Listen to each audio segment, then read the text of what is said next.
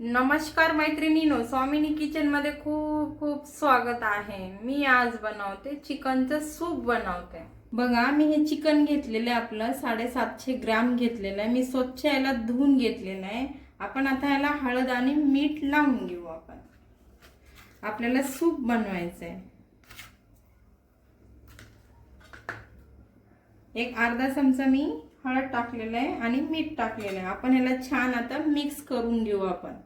बघा, मी आता हळद आणि मीठ लावून छान ह्याला मिक्स करून घेतलेले। मी इथे कढई ठेवलेलं आहे। आपल्या कढईमध्ये तेल टाकलेलं आहे। तेल तुमच्या आवडीनुसार टाका। मी आता खडे मसाले घेतलेले। हे बघा, हे खडे अद्रक लसूणची पेस्ट, लवंग, दालचिनी, मिरे आणि हे दगडफूल आणि हे तेजपत्ता, हे सगळे खडे मसाले घेतले। आता आपलं तेल गरम झालेलं आहे। आपण हे तेलामध्ये परतून घेऊ।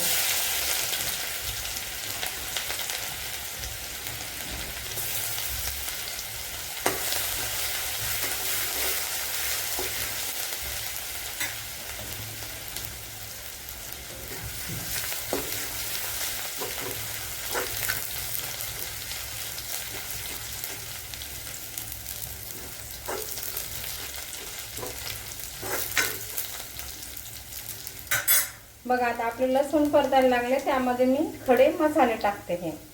हे आपलं दगडफूल आहे, हे तेजपत्ता आहे, हे लवंग आहे आणि हे आहे दालचिनी। हे बघा, हे आहे फूल आणि हे आपले काळे मिरे। हे मसाले छान तेलामध्ये ह्याला परतून घेते। हे बघा,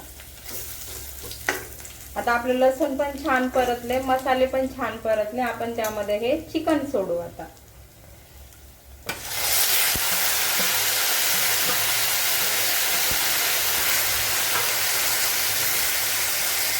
आणि याला छान मिक्स करून घेते मी आता। बघा, आपलं चिकन आता छान मस्त मिक्स झालेलं आहे आपल्या तेलामध्ये, लसणाच्या फोडणीमध्ये।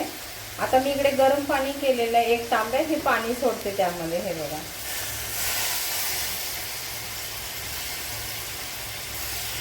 आपल्याला पिण्यासाठी सूप बनवायचं आहे ना, त्यासाठी मी 1 तांबे पाणी सोडलेलं आहे ह्यामध्ये। तुम्ही अशा पद्धतीने जर सूप बनवून दिलं ना मुलांना, खूप छान आवडीने खातील आणि पितील पण सूप, आणि खूप छान लागतो, शरीरासाठी खूप चांगलं असतं। तुम्ही अशा पद्धतीने नक्की सूप बनवून बघा। मी आता आपलं चांगलं चिकन आहे ना, मस्त या सूप मध्ये उकळून घेते, चांगलं शिजवून घेते याला। बघा, किती छान उकळायला लागलंय। हे बघा, अजून एक 10 मिनिटं मी याला चांगलं उकळून घेते आता।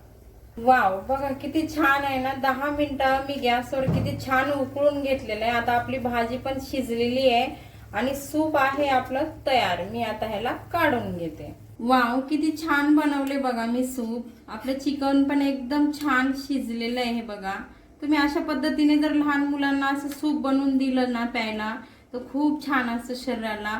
मी बनवलेली पद्धत जर तुम्हाला आवडली ना, तर नक्की मला लाईक करा, कमेंट करा, सबस्क्राईब करा। तोपर्यंत मस्त खा, मस्त राहा।